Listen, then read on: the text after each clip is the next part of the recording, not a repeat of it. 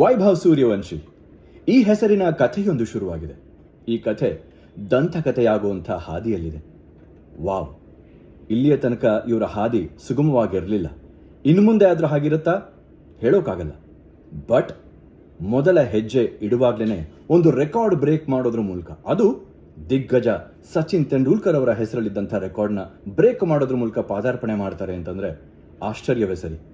15 ವರ್ಷ 99 ದಿನಗಳ ಈ ಒಂದು ಪುಟ್ಟ ಬಾಲಕ, ಅವರ ಬ್ಯಾಟಿಂಗ್ ಎಂಥ ಸ್ಫೋಟಕ. ಎದುರಾಳಿಗಳಿಗೆ ಸದಾ ಆಘಾತ ಕೊಡೋದಕ್ಕೆ ರೆಡಿ ಇರ್ತಾರೆ. ಅಂಥ ತಾಕತ್ತು, ಅಂಥ ಕ್ಷಮತೆ ಈ ಬಾಲಕನಿಗಿದೆ. ವೆಲ್, ಇನ್ನು ಎಷ್ಟು ರೆಕಾರ್ಡ್ಗಳು ಬ್ರೇಕ್ ಆಗೋದನ್ನು ಪ್ರತಿ ಮ್ಯಾಚ್ನಲ್ಲೂ ನಾವು ಎಕ್ಸ್ಪೆಕ್ಟ್ ಮಾಡ್ತಾ ಟಿವಿ ಮುಂದೆ ಅಥವಾ ಮೊಬೈಲ್ ಮುಂದೆ ಕೂರ್ತೀವೋ ಗೊತ್ತಿಲ್ಲ. But worth it. ಇವ್ರು ಆಡುವಂಥ ಪ್ರತಿಯೊಂದು ಡೆಲಿವರಿನೂ ವರ್ತ್ ಇಟ್ ಅಂತಲೇ ಹೇಳಬೇಕು. ಜಫ್ರಾ ಆರ್ಚರ್, ರಾಜಸ್ಥಾನ್ ರಾಯಲ್ಸ್ನ ಟೀಮ್ಮೇಟ್ ಇವರು.